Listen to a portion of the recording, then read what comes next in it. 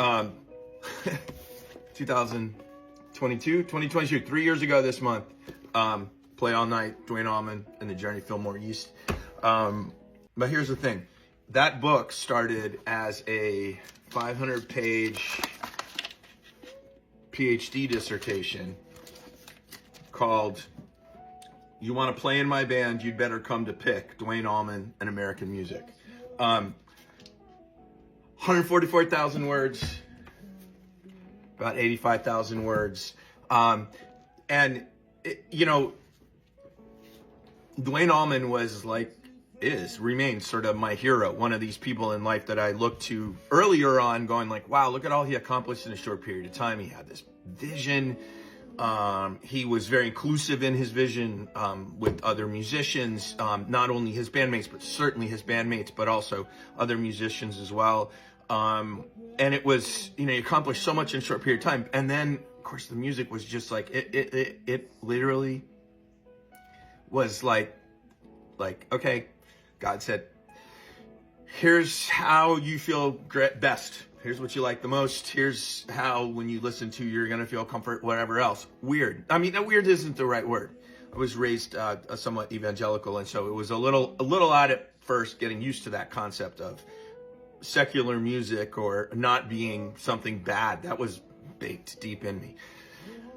That's continued, and probably the reason I decided to go on and just sort of talk extemporaneously is this past weekend, I flew down to Jacksonville, Florida, where this story began, in a neighborhood, in a house off of Riverside Avenue in Jacksonville. I stayed right around the corner from that house, in a building that was apartments in 1967, 68, etc. And I believe it's where Linda Oakley was living when she met Barry Oakley. That's at least the story that has made it to me from pretty verifiable sources. I'm a historian of place. I'm a local historian. So, sort of being somewhere where things happened is just cool. I've been doing it since going to Civil War battlefields when I was a kid, or historic sites, or in Florida, whatever else. But I was there because Tedeschi Trucks was playing their final show of the year as a full band. I saw them about 10 days ago here in Franklin locally, but I didn't see them a lot this year, just the way the schedules worked. I did see them at the very beginning, saw them at the end. And I think it's a bunch of bullshit, and it has been from the time Derek Trucks emerged on the scene to say, Derek is the next Duane, or Derek is Duane reincarnated, and all that sort of shit, right? He's not. He's his own man. And what a fucking band. So now I'm really babbling, because I was going to do something completely different. But Tedeschi Trucks Band, they're going to play the Rock and Roll Hall of Fame show on one of the networks. And if you haven't seen them, you need to. The spirit, the camaraderie on stage, the audience being a part of the performance, a 12-piece band, double the size of Duane's band that he did, with a real strong vocal presence. Greg's vocal presence in the Allman Brothers Band is really strong too, but they have a real strong instrumental presence because of the chops everybody has. Between Susan Tedeschi, Gabe Dixon, Mark Rivers, Mike Madison, and Alicia Shakur, they five people in that band are just incredible vocalists, and it's fun. It's a fun thing to watch. They are by far my favorite band going right now. And I travel and try to get to see them as often as possible, how it'll fit whatever the schedule I have and ticket budget. Play All Night, Duane Allman and the Journey to Fillmore East began as a 500-page dissertation where I had to sort of make an argument. And the thing I wanted to talk about was albums. That's what came out of my research. This says the millions of quotes about why Duane Allman's the greatest thing ever. This says how we can, kind of from a historical perspective, historian's perspective, how you can argue and say why Duane is great. And my book argues why Duane is great is because of the success of At Fillmore East. Not just the success of it, but also specifically the ways that the audience, what we call received the album, what they talked about. And what they talked about was the same shit Duane and his band wanted to accomplish with music. Ensemble playing, virtuosity, just going for it, improvisation, everybody has a voice. Great songs, great song craft even. You know, Whip and Post is goes from a 5-minute song on the first album to 22 minutes on at Fillmore East.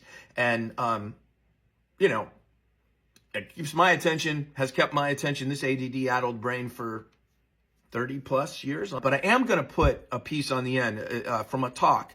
And why I'm doing that and why I started this with my dissertation is because 2 of the 3 people who signed off on my dissertation were in the room when I was giving this talk. And then another professor of mine was in the room when I was giving the talk. And it was at the Center for Popular Music at MTSU, Middle Tennessee State University, where Alan Woody also went. That's where I got my PhD, and it was actually one of my first public talks. And it's on YouTube. You should check it out if you want to. It's probably my most thorough telling of all of this before I began. I really prefer to be interviewed. So if you have a fucking museum in your town or a historical society or something else or some connection to music, man, I love, those are my people, and just, hey man, put them in touch with me or put them in, I work with all budgets. I just like to talk about this shit. Okay. So here is that clip. If you're even still sticking around, give you a little bit more focus on, you know, sort of when I can home in on something and really, really talk about it. Long live the Allman Brothers Band. I say flat out, I am completely biased about this band. I know it.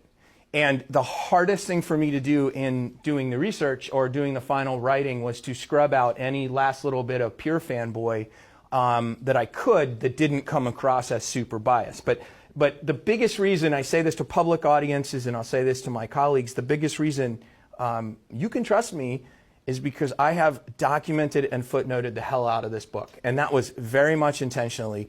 And I also started in the beginning explaining to readers, again, not as much aimed at the academic audience, but that's what history is. I used the book in a certain way to explain to the people who I knew were going to be able to pay tiny bits more attention to the process, how historians use sources, how sources work, how to find out if there's any veracity behind what someone's saying. Now, I'm saying it in a super easy way, right? I'm talking about an artist who had a sound in his mind and how that manifested itself on stage and on record and in the marketplace.